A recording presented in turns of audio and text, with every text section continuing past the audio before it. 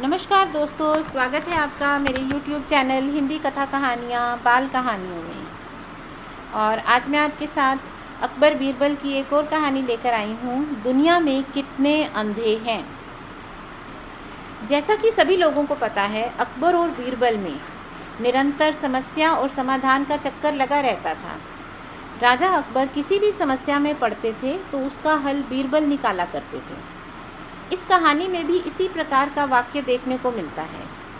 राजा अकबर को एक दिन न जाने क्या समझ में आता है कि वह बीरबल से कहते हैं कि एक ऐसा आंकड़ा तैयार करो जिसके माध्यम से हमें पता चल जाए कि दुनिया में कितने लोग अंधे हैं। बीरबल सूची बनाने को तैयार हो गए। बीरबल ने अकबर से एक दिन का समय मांगा और भरोसा दिया कि मैं एक दिन में यह सूची तैयार करके दरबार में प्रस्तुत करूँगा। अब बीरबल अपने घर चले गए और कुछ युक्ति सोचने लगे। अगले दिन बीरबल दरबार के बाहर भेष बदल कर बैठ गए और डोरी बनाने लगे। दरबार में जाने वाले सभी दरबारी उनसे पूछते, अरे तुम ये क्या कर रहे हो? और यह प्रश्न एक दो व्यक्तियों ने नहीं बल्कि दरबार में जाने वाले सभी लोगों ने पूछा। सभी यह प्रश्न पूछते, अरे तू यहाँ क्या कर रहा है? जब अकबर दरबार में जा रहे थे तभी उन्होंने देखा कि दरबार के बाहर एक व्यक्ति बैठा हुआ है और वह रस्सी बांट रहा है। राजा अकबर को गुस्सा आ जाता है और वह उस व्यक्ति से पूछते हैं, अरे मूर्ख, तू यहाँ बैठकर क्या कर रहा है? वह व्यक्ति कुछ नहीं बोलता और वहाँ से उठकर चला जाता है। कुछ समय बाद बीरबल अपने वास्तविक रूप में दरबार में उपस्थित होते हैं। सभी दरबारी यह जानने को उत्सुक थे कि दुनिया में कितने लोग अंधे हैं। बीरबल के मुख पर तेज था। उनके पास राजा के द्वारा पूछे गए प्रश्न का उत्तर था, इसलिए वह मंद मंद मुस्कुरा रहे थे।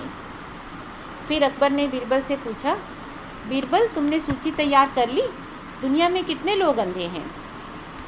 बीरबल ने कहा, जी महाराज, मैंने अंधे लोगों की सूची तैयार की है। अकबर ने कहा, तो कितने लोग अंधे हैं? बीरबल ने दरबार में सभी लोगों की ओर इशारा करते हुए कहा, यह सभी दरबारी अंधे हैं। राजा को आश्चर्य हुआ। अकबर ने पूछा, यह कैसा मजाक है? बीरबल अकबर की ओर इशारा करते हुए बोले, महाराज, आप भी इस सूची में शामिल हैं, आप भी अंधे हैं। अब अकबर को गुस्सा आने लगा। बीरबल अब अपने दायरे से बाहर जा रहा है और वह महाराज को भी अंधा बता रहा है। अकबर ने कहा, तुम अपनी बात साबित करो।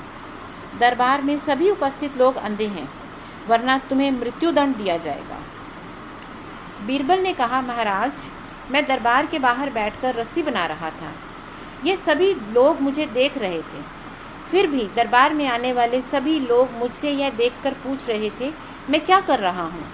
और महाराज, आपने भी दरबार में आते समय मुझसे यही प्रश्न पूछा, अरे मूर्ख, तू यहाँ बैठकर क्या कर रहा है? जबकि महाराज, आपने भी देखा मैं रस्सी बना रहा था। बीरबल के जवाब से सबको संतुष्टि मिली और बीरबल की जान बच गई। सबने बीरबल के बुद्धि बल की सराहना की।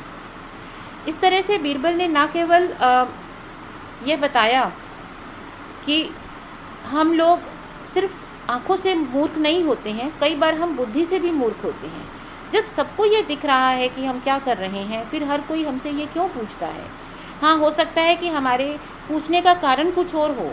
शायद हम ये पूछना चाहते थे कि तुम यहाँ बैठकर ये काम क्यों कर रहे हो? लेकिन हमारे शब्द कई बार गलत हो जाते हैं। यहाँ बैठकर आप कोई काम क्यों कर रहे हो, उसका जवाब अलग है। लेकिन अगर आप ये पूछते हैं कि तुम ये क्या कर रहे हो, तो क्या का उत्तर तो सीधा साधा है। हम सबको दिख रहा है कि क्या किया जा रहा है या क्या हो रहा है। सो इससे हमें यह भी समझ में आता है कि जब भी हम कोई बात करते हैं, हमें अपने शब्दों को सोच समझ कर इस्तेमाल करना चाहिए। धन्यवाद दोस्तों।